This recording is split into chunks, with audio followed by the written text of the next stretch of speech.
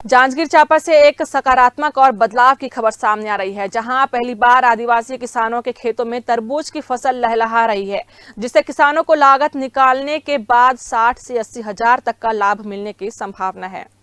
दरअसल महानदी और शिवनाथ नदी किनारे की उपजाऊ बालुई मिट्टी और अनुकूल जलवायु के बावजूद इस क्षेत्र में किसान परंपरागत रूप से धान की खेती पर ही निर्भर रहे हैं। लेकिन अब धीरे धीरे किसान फसल विविधीकरण की ओर बढ़ रहे हैं। इसी कड़ी में इस वर्ष पामगढ़ ब्लॉक के खोरसी, धाराशिव, तनौद और कमरीद गांव में करीब 12 एकड़ क्षेत्र में तरबूज की खेती का प्रदर्शन किया गया है। खास बात यह है कि इस पहल में आदिवासी किसानों ने भी बढ़ चढ़कर हिस्सा लिया है। अब उनके खेतों में तरबूज की शानदार फसल लहरा रही है। कृषि वैज्ञानिकों के मुताबिक उन्नत किस्म के बीज और वैज्ञानिक पद्धति से की गई खेती के कारण बाजार में तरबूज की अच्छी मांग देखने को मिल रही है। अनुमान है कि इस बार प्रति एकड़ 14 से 15 टन तक उत्पादन हो सकता है, जिससे किसानों को लागत निकालने के बाद 60 से 80 हजार रुपए तक लाभ मिलने की संभावना है। नंदिया के तीर में हमारे टिकरा है, उपजाऊ वाला जमीन एमा हमन बोंगला कलिंदर केथरिल बोथन।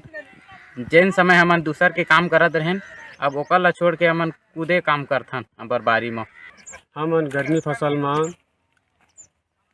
तरबूज और खरबूज, ककड़ी, टमाटर, भिंडी की खेती करथन। गर्मी फसल में हमन हमर जो टिकरा है वो नदी के किनारे लगे हुए है और एमा उपजाऊ ज़्यादा होथे और एमा